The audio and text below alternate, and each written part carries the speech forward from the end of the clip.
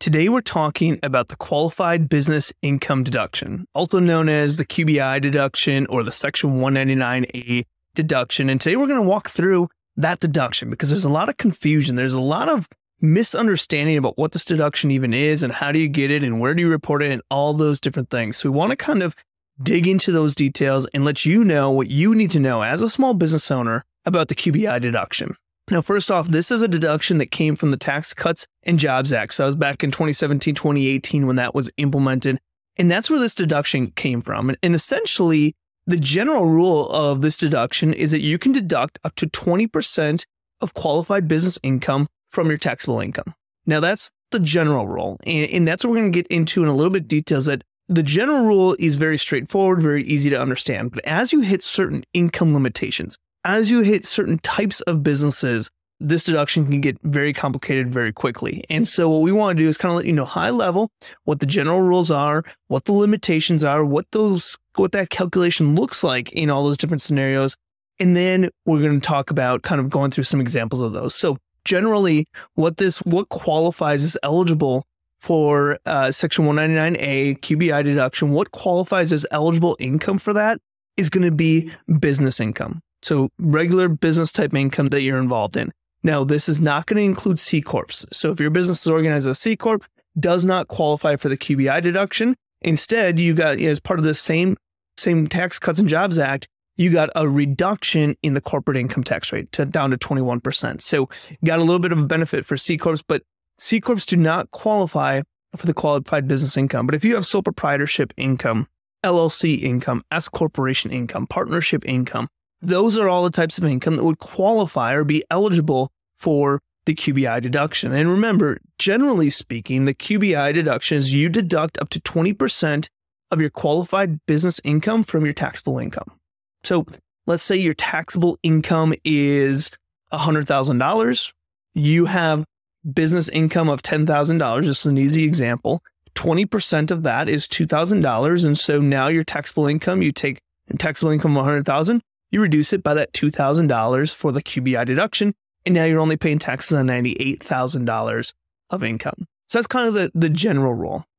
Now, the types of income that does not qualify for the QBI deduction would be investment-related items. So think of things like capital gains or losses, dividends, interest income, things like that are not connected to a trade or business. So if you just have a Robinhood account or a E-Trade account, that type of income is not going to be eligible for the 199A deduction, the QBI deduction. It's specifically items related to business. Same thing with wage income or guaranteed payments that you received. Those do not qualify for the QBI income. So if you work in a business, but you also have W-2 income, you may qualify for the QBI deduction on your business income, but your W-2 income from another job that you're working, that would not qualify as QBI eligible income. Income earned outside of the U.S. also does not qualify for the QBI deduction. Of course, we kind of talked about, as well as income from C corporations doesn't qualify for the QBI deduction. So now that we know that, we have business income, sole proprietorship, LLC, S corporation, partnership income that we're actively participating in. The general rule is that you can deduct up to 20% of your qualified business income from those types of business entities, but there's going to be some income thresholds to consider. So the first kind of major income threshold for 2024 at least is if you have income under $191,950 if you're single, or $383,900 if you're married, you get that 20%. That's the general rule. If you're above those income limitations, there's going to starts to be some limitations of this deduction. So again, the income limitations, once you go above $191,950 of income if you're single, or $383,900 if you're married, so let's just say $192,000 if you're single, $384,000 if you're married, there's going to start to be some limitations of the deduction. And those limitations, if you're above that income, you start to calculate this a little bit differently. Instead of just being a flat 20%, you have to choose between the greater of 50% of W-2 wages or 25% of W-2 wages plus 2.5% of any basis that you have in qualified property. And we're going to go through an example of that. But if you're above those income limitations, now we have to change that calculation. Instead of just doing 20%, you have to, your deduction is going to be limited to the greater of 50% of W-2 wages that ran through that business, or 25% of W-2 wages plus 2.5% of any basis that you have in qualified property. Now, there's another type of limitation, and there's something called specified trade or business, an STB. So if your business is considered a specified service trade or business, an SSTB, then once you hit those income limits, the deduction starts to phase out. You no longer can qualify for that W-2 wages and qualified property. Once you hit over those income limitations, it starts to fade out. So a lot of businesses are going to fall under this category of an SSTB. And that just means that if your income gets too high, you might lose out on the ability to do the qualified business income deduction, the QBI deduction. And so the question kind of comes down to is, what is an SSTB? Because a lot of people are like, okay, well, that's fine, but how do I know if I'm an SSTB or not? And some general rules of thumbs is healthcare. So generally, this is going to be something where owner of the business is required to make the business operate. So kind of think of it like healthcare. Let's say you're a doctor. If you have a dentist office, that's an SSTB. That's a specified service trade or business, because if you're a dentist and all of a sudden you leave, well, there's no dentist anymore. And so that would be kind of an SSTB. So healthcare, law, financial service, industry, athletics, performing arts, accountants. So accountants are considered an SSTB. Anyone in consulting would be considered an SSTB. So if you're in one of those trade or businesses that qualifies as an SSTB, you're going to face additional limitations on the QBI deduction. If your business income is above the thresholds of 192 if you're single, 384 if you're married, you're going to start to phase out of that 20% deduction. And it's going to completely phase out once you hit $242,000 of taxable income if you're single, or $484,000 if you're married. So if you are a business owner and you own an SSTB, a specified trade, and again, we talked about consulting, accounting, legal, healthcare, those types of businesses, and your income is above $242,000 if you're single, or $484,000 if you're married, you do not qualify for the QBI deduction. Now, if you're above those income limitations, but you're not an SSTB, well, then you face those specific limitations of the 50% of W-2 wages and in those two options. So that's where this deduction starts to get a little bit more complicated. Once your income jumps, now this deduction starts to be a little bit more complicated because there's some phase outs. There's opportunities where you might not even get QBI deduction if your income is too high. Or you might get a lower quality, you might not get the 20%, but you might get a lower amount depending on where you qualify and kind of where things go. So when we talk about calculating this QBI deduction, first you need to determine how much qualified business income you have. So let's look, maybe you're in multiple different type of businesses. You have W-2 income, you have rental income, you have all these different types of income. You first need to determine how much of that is qualified business income from qualified businesses that would be eligible for the QBI deduction. Once you have that income number, then we're going to determine your thresholds and your phase in or phase out rules based on your income limitations, the type of businesses you have, and things like that. And then step 3 is to actually calculate that deduction. And so I want to go through an actual calculation of the deduction just to kind of drive this home and drive this concept home to help you understand it. Let's go through an example. Let's say that you have business income of $100,000. You have W-2 wages that you paid of $30,000, and then you have qualified property of $50,000. So business income of $100,000, you paid W-2 wages of $30,000, and then you have this qualified property that's just sitting on your balance sheet of $50,000. Scenario 1 would be that you have taxable income under the threshold. And I just want to bring up that threshold again. So scenario 1 is, let's take that business, but let's say you have taxable income below the threshold. So that's $192,000 if you're single, $384,000 if you're married filing jointly. If you're under that threshold, you just simply calculate your QBI deduction at 20% of the net business income. So in the facts that we talked about, you had business income of $100,000. You're below that income threshold. Your QBI deduction is $20,000, 20% of your qualified business income. Very simple, very easy, very straightforward. But now let's give an example of where you jumped over that threshold. So you jumped over the income threshold. And let's just imagine that you don't have an SSTB, a specified service trade or business. So you jump over that threshold. Now to calculate your QBI deduction, we have to do the 50% of wages or 25% of wages plus 2.5% of that qualified property. So let's do each of those calculations separately. 50% of $30,000 in wages is $15,000. 25% of the W-2 wages of $30,000 plus 2.5% of the qualified property of $50,000 is a total of $8,750. So when we look at those limitations, we're above the income, we don't have an SSTB, so now we're either doing 50% of W-2 wages or 25% of W-2 wages plus 2.5% of qualified property. Then we're going to take whatever one is bigger. So we're above the income. We can't just take that 20% anymore.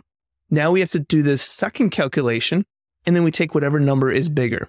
So in that example, 50% of the $30,000 that we had in W-2 wages is $15,000. That's the bigger number. So if your income is above that threshold, taxable income is above that threshold, now we're going to take that number, our QBI deduction is going to be $15,000, which is the bigger of that second calculation than we did. So that's where things can kind of start to get a little bit more complicated. You're going to want to run some scenarios and see how things kind of play out. Again, once you start to mix in certain income limitations and mix in different types of businesses, so SSTBs or non-SSTBs, the calculation can start to get complicated. And we don't want to dive into those deep calculations right here in this episode, but just remember that if your income is above those limits, your QBI deduction is going to be a little bit more complicated. We just need to have a little bit more data. We need to run different numbers. We need to run different calculations. This episode is brought to you by TaxHome. At TaxHome, we understand that saving taxes can be complex and overwhelming for business owners. That's why we're here, to be that tax strategist in your back pocket, ensuring that you pay the least amount in taxes as legally possible. With TaxHome, you receive a tax savings blueprint tailored to your business needs, unlimited access to our team of tax experts, and an annual one-on-one live consultation. You'll also have access to our comprehensive training with videos, downloads, templates, workbooks, guides, and so much more, along with our monthly live trainings to keep you informed and in control. Thousands of business owners across the country trust TaxHome. It's time you did too. Visit us now and take that first step towards paying the least amount in taxes as legally possible. There has never been a better time to join TaxHome. Do not forget about our 30-day money-back guarantee. We guarantee that we will present tax-saving strategies that will, at a minimum, cover the cost of your subscription fee or your money back. This is your risk-free invitation to explore the benefits of TaxHome membership and how it can transform your approach to tax planning and savings. Go to taxelm.com. That is TAXELM.com. Now back to the show. Now, the next thing I want to talk about today is claiming the deduction, because everyone thinks that, oh, this is a business income and this is a deduction related to business income, so I'm going to get the deduction on my business tax return, right? If I'm filing an S Corp, I'm going to get the deduction on an S Corp. If I'm filing a partnership, I'm going to get that deduction on the partnership, right? And the answer is no. Although this is related to business income, you take the actual deduction for qualified business income, the QBI deduction, is taking it on your personal tax return. So when you file that S Corp tax return or when you file that partnership tax return, you're going to get a K1, and that K1 is going to show all of this type of income and what is going to be used to help calculate the QBI deduction, but you're not going to take that deduction on the business tax return. When you file your personal tax return, you're going to take that K1, you're going to be reporting that income on your personal tax return, and that is where you take the QBI deduction. That's just part of the calculation that your tax software will be working with you, your tax, whether tax preparer or the software that you're using will work on this calculation for you. So that's a key thing to remember, is that although this is related to business income, you get the actual deduction on your individual or personal income tax return, your Form 1040. That's where you get the actual qualified business income deduction. Now, another thing that I want to kind of finalize and touch on this point is that the QBI deduction is currently set to expire after 2025. So after tax year 2025, the QBI deduction is supposed to expire. Now, Congress can extend that, and there's been talks about it, and there's been a lot of theories going on about that this will be extended. But as of right now, the QBI deduction will no longer be available after 2025. Now, if something changes, Congress passes something, this could get extended, and then we can have that conversation then. But currently, right now, this QBI deduction is looking to expire in 2025. So I want to just kind of take that information, now that we know that, and just kind of review everything that we've talked about. And I know that this is a complex topic, and I know that this can be a confusing area, but for some businesses, it's really simple. It's not that hard. It's very simple. If you're under those income limitations, it can be rather simple. So I just want to kind of take a look at my notes, make sure that I touched on everything that we want to talk about on this topic. Again, the qualified business income deduction, QBI deduction, Section 199A deduction, was part of the Tax Cuts and Jobs Act. The tax bill that Trump, when he was in office, put through and the Congress put through, this was part of that. And the general rule of thumb is that if you have eligible business income, and this is going to be income from sole proprietorships, LLCs, S corporations, partnerships, the general rule is you get a 20% deduction on that income as a deduction. 20% of that income you get as a deduction that reduces your total taxable income. And again, let's say that you had $100,000 in taxable income, and let's say you calculated your 20% and your QBI deduction was $20,000. Well, now instead of paying taxes on $100,000, we're paying taxes on $80,000 because we got that deduction that reduced our taxable income by 20% of our business income. Now, if you have investment related income, capital gains or losses, interest income, dividends, and you have all this activity that's not related to a business, those are not going to be eligible for the QBI deduction. If you have W-2 income from another job or guaranteed payments or income that you earned outside of the US, that type of income is not going to qualify for the QBI deduction. So this is strictly qualified business income that qualifies for the QBI deduction. Remember, if you have income from a C corporation, that's completely separate. You pay taxes at the corporate level. There is no QBI deduction there. This is just for pass-through entities, sole proprietorships, LLCs, S corps, partnerships, things like that.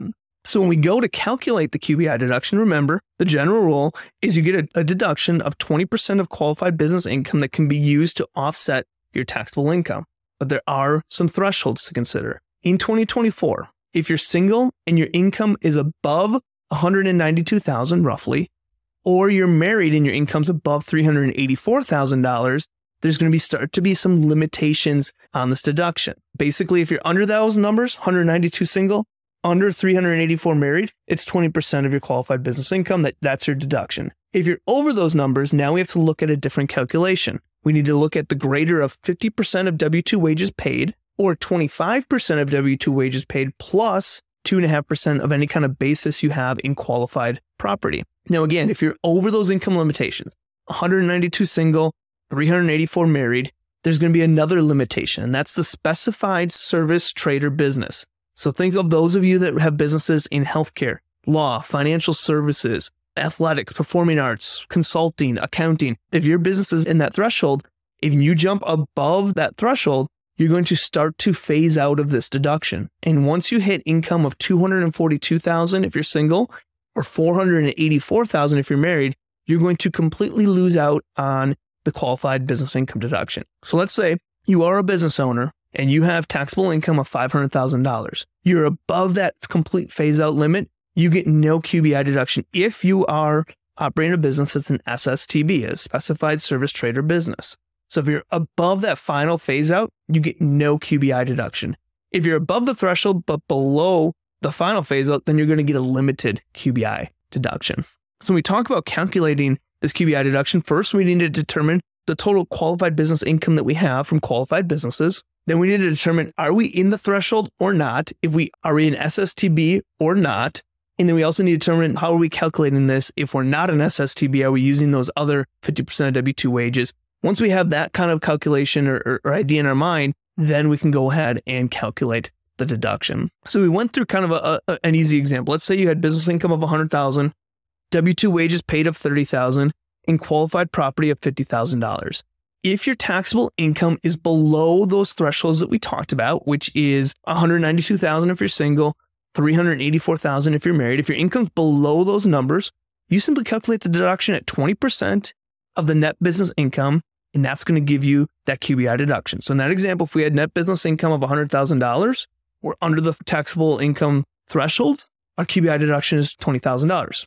$100,000 times 20%, $20,000. Now, if we're above those thresholds, the 192 for single, 384 for married, then, and we don't have an SSTB, then we need to start a calculation of 50% of wages or 25% of wages plus 2.5% of qualified property. And we're going to take whichever one is bigger is going to be our QBI deduction. So if we're above that threshold, our QBI deduction very likely is going to be less than the 20%. Now, if we're a specified service trade or business and our income is, say, $500,000 or even more, we get no QBI deduction. That's kind of the downside. And that's where we might want to look at a strategy of how can we lower our taxable income. And we see a lot of people do that in the form of charitable contributions, where we'll get our charitable contributions to lower our taxable income, which thus will increase our QBI deduction. So a lot of kind of planning and strategies there if you're a higher income earner that we can look at there. Again, once you start to hit these higher income limitations and you operate different types of businesses, whether you're an SSTB or a non-STB, this calculation can start to get complex, and we didn't want to get too deep in the weeds on that. But just know that if you're a higher income earner, this calculation is going to get a little bit more complex and you might phase out of it completely depending on the type of business that you have. And again, remember that this deduction is taken on your personal tax return, individual tax return, Form 1040. And that's where there's a lot of confusion on this. They say, well, it's related to business income, so I get that deduction on the business side, right? The answer is no, because you don't pay tax. When you have a flow-through entity, you don't pay taxes on the business side. It flows through to you personally, which is where you pay taxes for those items personally. So that's where you get the deduction for the QBI deduction. And remember, this deduction, the QBI deduction, is set to expire after 2025 unless it is extended by Congress. So there's something to keep in the back of your mind that if you've kind of been doing tax planning around this deduction, that might go away unless Congress extends these items. So again, hopefully this was helpful. I know that there's a lot of confusion when it comes to the QBI deduction. And my goal here is just to help clear the air on some of that confusion, help these items make sense to you and understand, okay, what is the QBI deduction? What are the different qualifications from it? And how can I ensure that my business does qualify? Or how do I know if maybe I don't qualify? Maybe I phased out. And where maybe some planning that I can do around that phase out to ensure that I can take advantage of it for this year. So hopefully that was helpful. We also have a blog post. Check out the show notes if you want to dig deeper into a blog post that we have on this topic. And other than that, I want to thank you for listening to another episode. I would appreciate if you love what we're doing here, share it, like us on social media, follow our YouTube channel, taxsavingstv.com, and leave a review on wherever you may be listening to us or watching us. And with that being said, I will see you next week when we continue this discussion of what can you, as a business owner, do in your business to pay the least amount in taxes as legally possible. This has been another episode of the Small Business Tax Savings Podcast. If you enjoy our weekly episodes, please leave a review and share with other business owners.